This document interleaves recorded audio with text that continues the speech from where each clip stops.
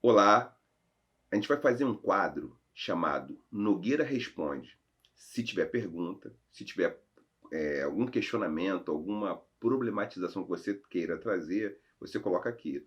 E tendo uma coleção, um conjunto de pelo menos mais de 3 questões, a gente vai aqui fazer um quadro uma vez por mês. Se não tiver mais de 3 perguntas, a gente faz de 2 em 2 meses, 3 em 3, tá? Depende de vocês. Mas vai ter então um quadro que começa agora, Nogueira Responde. Vem? Caroline pergunta: por que os homens não querem casar? Dizem que é game over. A resposta é bem direta: patriarcado, misoginia, machismo, sexismo.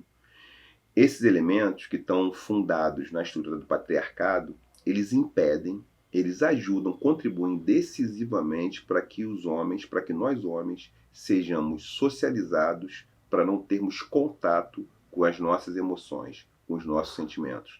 E nesse sentido, a ideia de um relacionamento de conjugalidade, em qualquer formato, ela parece ser deletéria, desinteressante, porque ela não seria uma conquista contínua. Então, o machismo é um problema gravíssimo, um obstáculo gravíssimo ao encontro amoroso.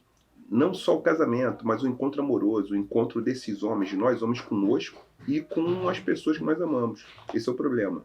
Então, machismo é grave. Machismo é alguma coisa que a gente tem que enfrentar.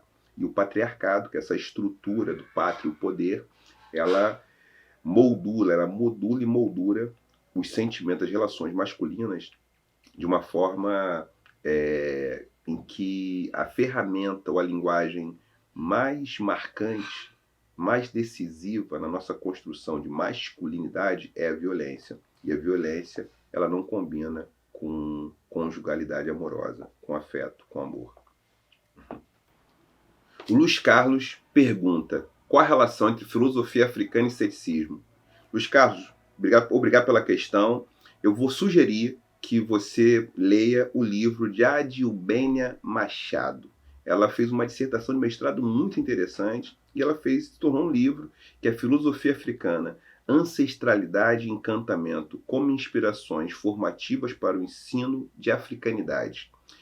A Adilbênia tem na monografia dela de graduação, na dissertação de mestrado, também a tese, doutorado dela, o mestrado virou um livro, ela tem um bom panorama de historiografia da filosofia africana. Então recomendo esse estudo, onde você vai encontrar ali muitas pistas para esse trabalho, para a gente fazer essa discussão que é de articulação do ceticismo, o ceticismo na filosofia africana, que é, na verdade, um tema de pesquisa, né? É um tema que é muito interessante.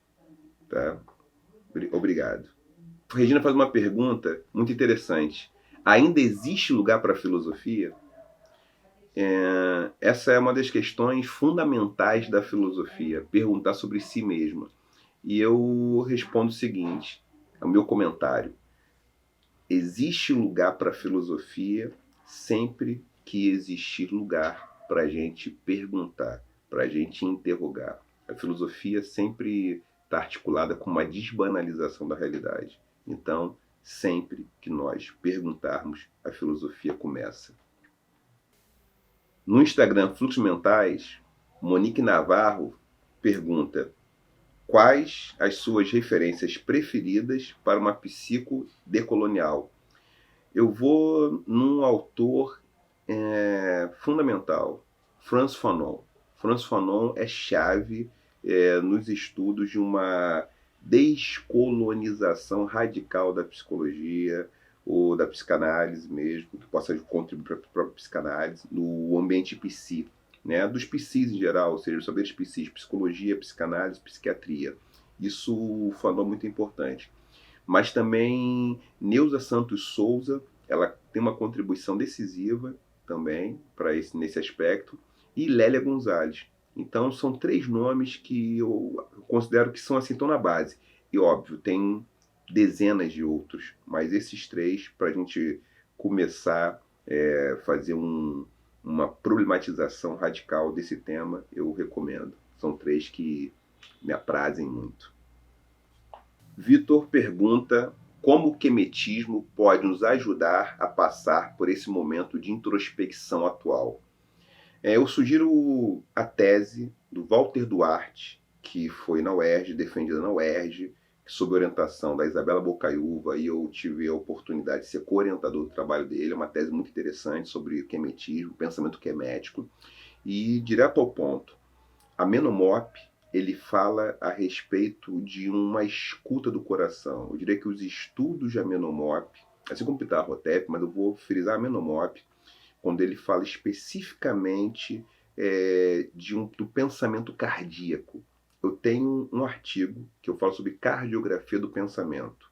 Então, você também pode procurar esse texto, né? Coloca Nogueira, cardiografia do pensamento. Você encontra nos sites de busca esse artigo em que eu exploro o caráter cardíaco do ato de pensar e essa relação entre pensar e sentir e o caráter num único órgão que é o coração. Isso contribui para a gente pensar as técnicas de introspecção e como lidar com nesse momento com isso. Mariana pergunta: o amor monogâmico é autêntico ou uma construção social?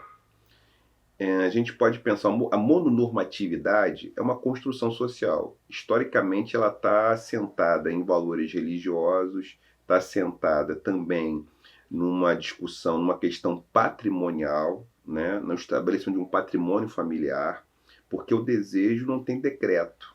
O desejo não obedece ao decreto. Porém, isso não quer dizer inautenticidade. Então, eu diria que a gente pode...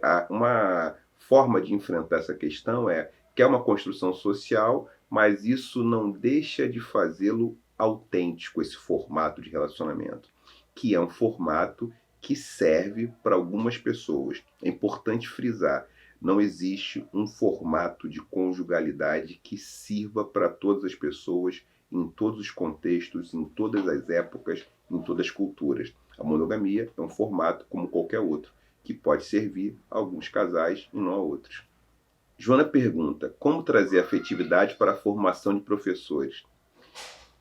Uma coisa importante é que a gente articule a formação de professores e pense a afetividade fora dos extremos da idealização de uma romantização. Quando eu falo de afetividade, quando eu falo de rede de afetos, eu estou a falar de emoções, sentimentos, pensamentos, ideias, linguagem e comportamento. Todos esses elementos, eles compõem os afetos.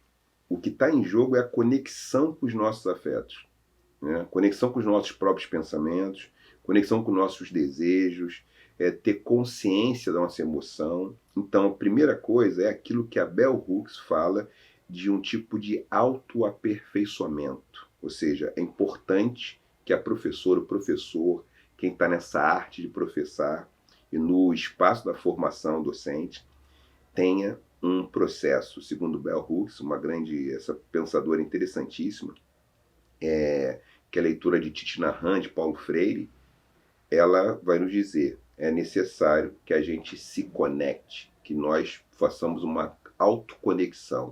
Isso é o primeiro passo para a gente trabalhar com a afetividade na formação docente.